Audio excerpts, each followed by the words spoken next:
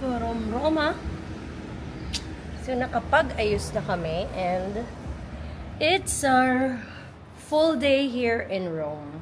Kaya, we're going to the Colosseum. Meron tayong mga binook sa Cloak. So, pupunta tayo doon. Plus, meron pa mamayang afternoon. Lahat yan sa Cloak ko. Binook. And use this code if ever you're going here. Use this code to get an additional discount. Okay, so we're ready to leave our Airbnb.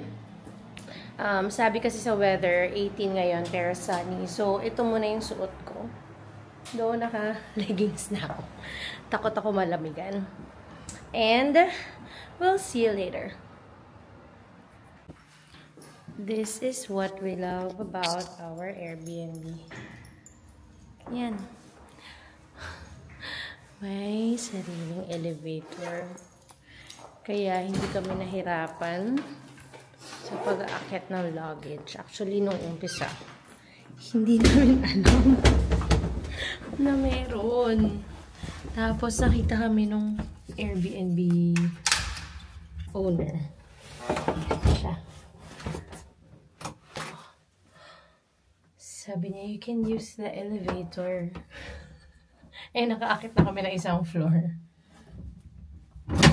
Ayun. Okay. Hindi siya gagana kapag hindi naka-close yung door sa labas at saka hindi naka-close yung door sa loob. So, maliit lang siya. Very cute lang yung kanyang elevator. Mukhang simbahan.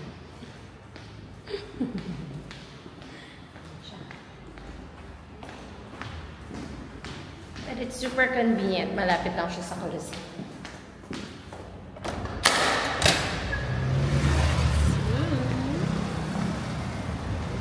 Saan na tayo? Papunta tayo doon.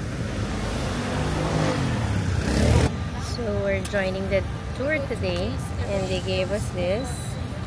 And, syempre, hindi gamit na earphones. And, ito yung VIP Colosseum tour that I booked sa Cloak. And, konti lang namin, like, 10. 10 lang kami.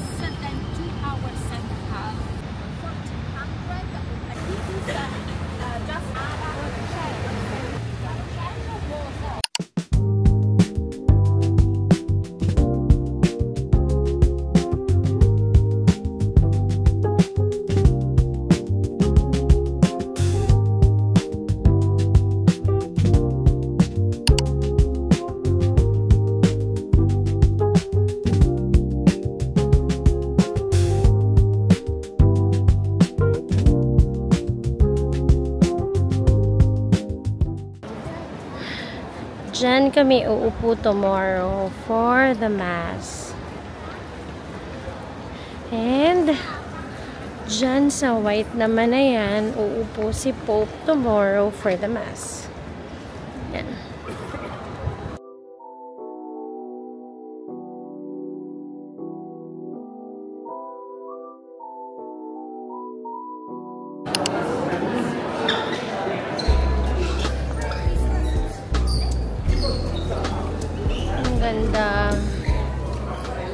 We are here at the last gallery bago pumasok na ng Sistine Chapel.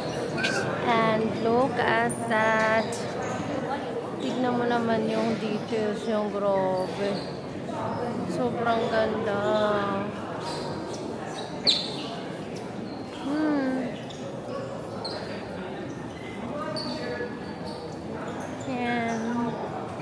We're going inside St. Peter's Basilica now.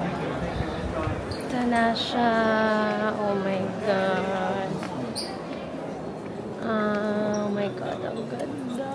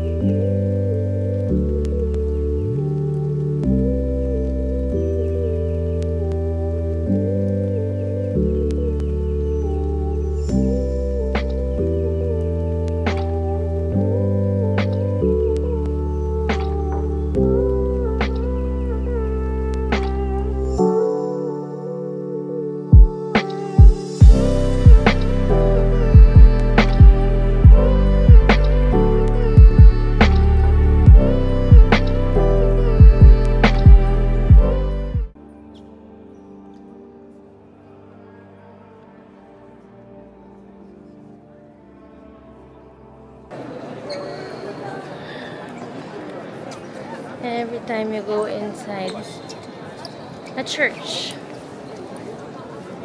Yan. Tara, magdasal na tayo.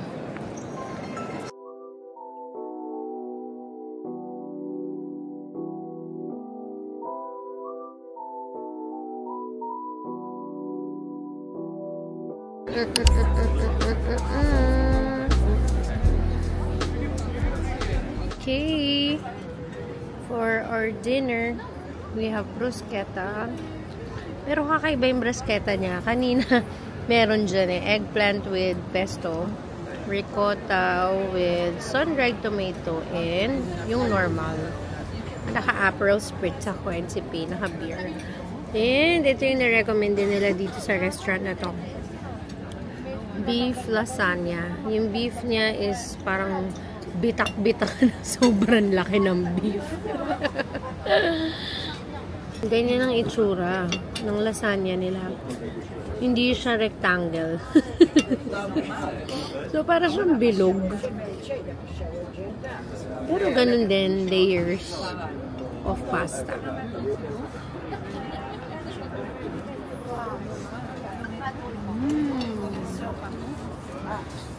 Tsaka crunchy yung mga gilid, no? Crunchy yung mga gilid. Para siyang may crust. Para siyang pizza. Na thin crust. Yung mga dulo niya. Sak. Marami yan. Itong restaurant na to, parang marami siyang branch sa Milan, tsaka dito sa Rome. And they make their pasta. Their own pasta. Fresh. Ayun o. Kahit ako sa ito. Yun, si ate. Gumagawa siya ng pasta dun. Freshly made pasta.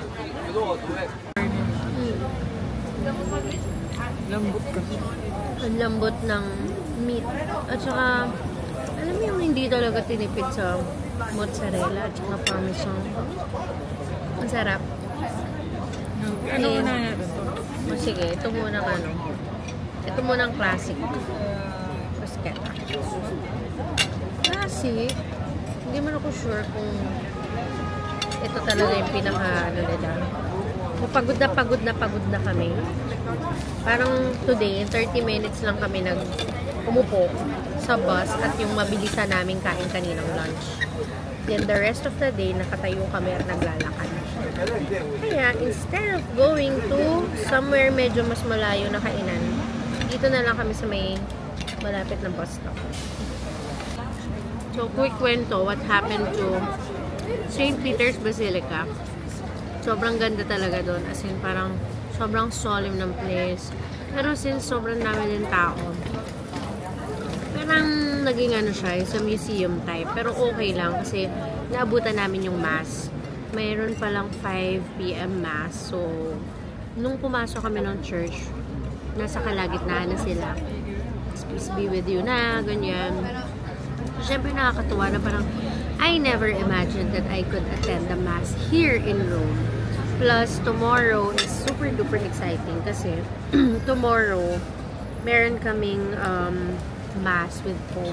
So, every Wednesday siya, every Wednesday morning, kailangan mo lang palang mag-book online or parang ahead of time. Pero kami kasi, kinuha namin yung with tour na nabook ko via Klook. Meron na siyang parang guided tour. So, the tour will start at 7:30 in the morning. Parang meron siyang mga 1 hour and a half na explain niya yung church and kung ano nangyayari sa mass kapag si Pope yung nag-preside. And then, yung mass itself is 9:30 in the morning. So, excited ako kasi imagine mo, nakikita ko lang siya sa TV and nakikita ko lang siya sa mga pictures, nakikita ko lang siya sa mga rosary, ganun. Diba? So, yung Jubilee kasi is every 25 years. Kaya medyo, kung makikita niyo yung mga videos namin, may mga harang-harang yung yung mga altar, ganyan, kasi parang mas pinapaganda pa nila. So, definitely next year, 2025, year of Jubilee, na happens every 25 years lang. definitely sobrang daming tao. Ito na may ricotta cheese.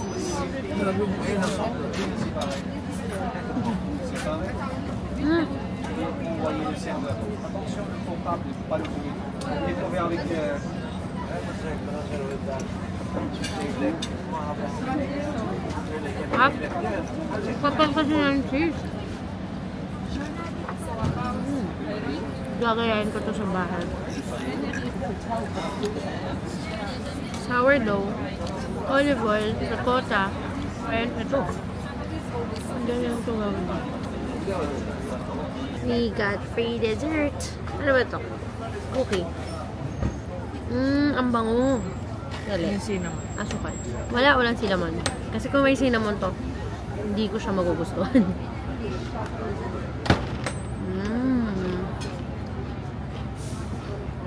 More asukal. Oh. Yeah. Thanks dun sa Filipino waiter. Tagal na pala niya dito eh. Since 8 years old, nandito na siya. Ang galing-galing niyang mag-Italiano. Mga bossing. Thank you, Jasper. Bye-bye.